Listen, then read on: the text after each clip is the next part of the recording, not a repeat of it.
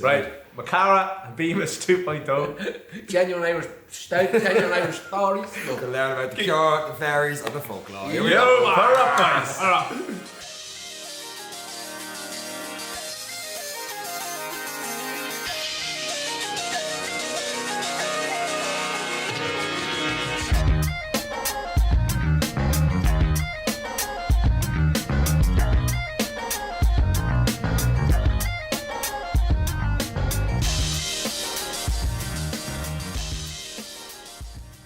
Yeah, I think it's topical enough that I should probably talk about the next part because what goes hands in hand with the cure, with fairies, is fucking Irish legends.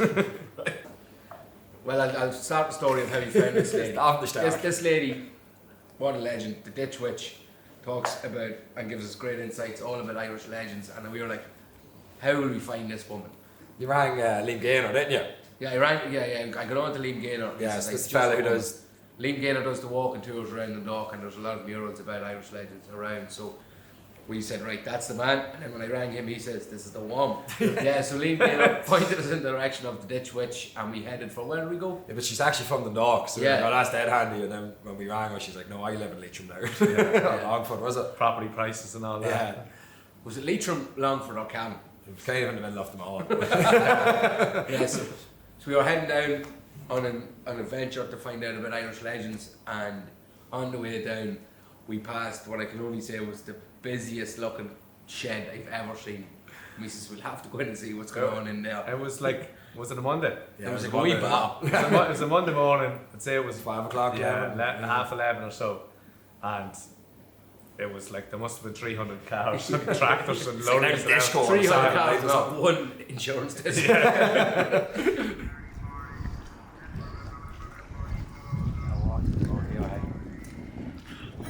What's actually happening here? It's a car bar. Alright, boys. Right, morning, yeah.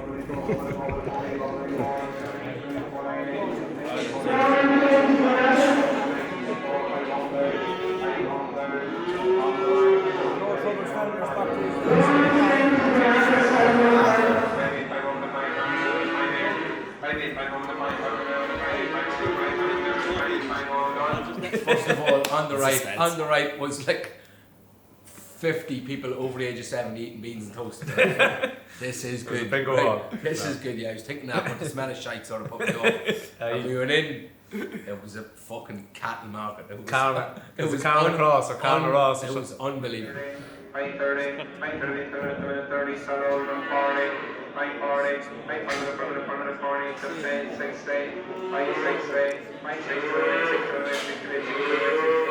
They were bringing them in, fucking back to whipping and whipping the cows coming in. And we were like, Paul says to me, whatever you do, don't move your body, because you'll end up buying one of these. Finn was like, it's just freaking out. Don't scratch it, no, don't do that, and you'll end up biting, you know what I mean? Finn was in a pair of Air Max and shorts. I was in my Crocs, and the looks we were getting, and we walked past this 10-year-old boy who had his Dino boots on and his vest, smoking a fag, and he just shocked me. Saying he's dying. He just looked down at me and looked up and just shook his head. Like, what are you doing here? So that was an experience. The day was off to an outstanding start. Yeah, we were gonna buy a few staff to take home at one stage. Then we moved on. So then we landed into this pub in Leitrim, Cavan, I'm not too sure. And we poured 3 Beamish. We sat down and we just let this woman talk, and I have to say, she told us some amazing stories. What was your favourite? Yes, a horror. Yeah, that's like a. I don't know what to say next. So I'm not going to start saying fucking Satanta was homosexual. That's what she said. That's your favourite. Like, we have the fairies, we have the cure. We're like, what can it like lead on to? Because like these things are good in trees, and they come in trees, and we're like Irish legends and Irish folklore. Our area of expertise was on Táin Bó, which is like Satanta, Cú Chulainn, the Brown Bull of Cooley, Queen Méabh, and she actually done her residency here in the dock on Táin Bó. And so yeah, she kind of just like, it's like a big book of all them stories. I didn't even know what it was. There's everything's called on Táin around here, like the And town actually, hall. that's what I learned that day. I was like, "Why?" It's the first time I discovered what Anton. And then there was Anton out in O'Meath as well, where he used to go Adventure for Centre. the birthday parties. and then it got infested by rats or something, didn't it? Bart down. Yeah. Because Maeve's whole claim to the queenship of Connacht was resting on this. She had come into this contract as an equal. In other words, she wasn't subservient to her husband, and he wasn't subservient to her. When it came down to it and all had been counted, we found they were exactly equal in every way except for this one white-coloured bull that had been born from Maeve's flock, from her herd. But apparently, according to the medieval scholars writing this down, it didn't want to be ruled by a woman. So it left Maeve's herd and crossed over into Allel's herd and became his. And it was truly like one of the finest bulls, like mythical bulls in all of Ireland. And it was a case of, oh shit, you've actually bested me here. We're going to have to do something about this. So Maeve kind of panics a bit and she gets everyone on the case and she's like, find me a bull that can equal that bull. And of course, her friend McGrath comes up with, okay, I found you a bull, it's the brown bull of Cooley. I'm going to go to Cooley, I'm going to talk to your man, I'm going to get it sorted out. And she's like, just get a lend of the bull. Just get a lend of the bull and I can breed another bull off it. I'll give him the bull back then. And I'll give him all this other stuff as well. She was giving him land, her friendly ties, one of her favourite things to offer. So then what did she offer? She offered, we found out this new phrase as well, that a different word for, what would you say, being a hoe. No, you She had friendly ties. She was quite warm and inviting and welcoming. Bit like the horse as well. So this is how she would have like got away back in the day. Like she would have like all these warriors. She would have like offered her friendly ties, or to get power. She would have offered her friendly ties. She got stuff done. She would get stuff done. Is that a saying? Like, was that written down? Yes. Friendly ties. Well, that's how it's translated. In the most popular translations. Is there Yeah. an Irish word for that? I don't know. I don't know enough Irish to be able to tell you because these are kind of written in like old and middle Irish. These texts, which We just came from Carnacross cow mark. Is that what you call it? oh yeah. And We were in looking for the brown bull. Yeah, we Clearly could have we picked couldn't one find up. She brought us through the whole story of like how Santa became Cú Chulainn, and then about Queen Méabh and the big fight with her husband about the brown bull of Cooley, and just all them old Irish stories and Irish legends. She kind of hinted that Cú Chulainn might have been homosexual, which was That was groundbreaking. The one thing to say about Cú Chulainn, like Chulainn, that I found out about today, he was some scrapper. all over friendly ties and all over this domestic dispute because the husband just couldn't keep his mouth shut, and then it's enter a 17-year-old Cú Chulainn. 17 years old, and the things he'd done even by the time he was 6, like there's several chapters or there's several pages in Anton dedicated to just talking about Cú Chulainn's boyhood deeds. At what age did he become Cú Chulainn from He Santa? became Cú Chulainn at the age of 6. 6. And there's 2 different versions of the story, but both of them ends with he's going to this great feast, and Crahor that he's going with, he's basically late to the party, and Crahor forgot that Satanta was coming later, and he told your man that was hosting the party, yeah, no, you're grand, you can let your massive slathering hound out there, Smithers. let the guard dog out, there's nobody else coming, I've only got a small party with me tonight. So he lets the dog out, and here's, Satanta coming across the mountains, and he's hitting his slither, and he's throwing the hurl after it, and he's throwing his javelin, and he's catching the javelin before it hits the ground, and so he's just coming along, and he doesn't break a stride at all when he sees this great bloody drooling beast of a thing coming at him, doesn't break his stride even remotely.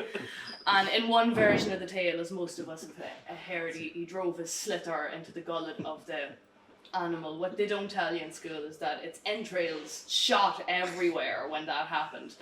In What the does other entrails version, mean? huh? What does entrails mean? All his gooey bits on the inside. Everything you can. He became Cú Chulainn at 6 years of age, and he sort of started becoming this larger than life warrior character, and he had this, you know, supernatural skill as well. He was a bit like a superhero in that he had the warp spasm, they called it. So he'd go quite literally like Hulk. He would like Hulk transformation, where one eye would go really, really big and the other one would go really, really small, and he'd just like balloon up and all the muscles and sinews would be twisting, and it said, what was it, his knees and his shins and his feet would turn backwards, and his calves and his heels would turn forwards. Like, you can just imagine this beastly transformation. And when the taunt's happening, he's still only 17. So when he get the battle rage on him, basically, get this warp spasm. So he was this almost unstoppable force. I don't even think he was the best warrior in Ireland, but he was right up there in like the top 3. You know, at a very sort of brutal time in some very brutal stories, he's one of the biggest brutes of all. But to me, it's like a story about, you know, he really needed to learn to curb that confidence a little bit.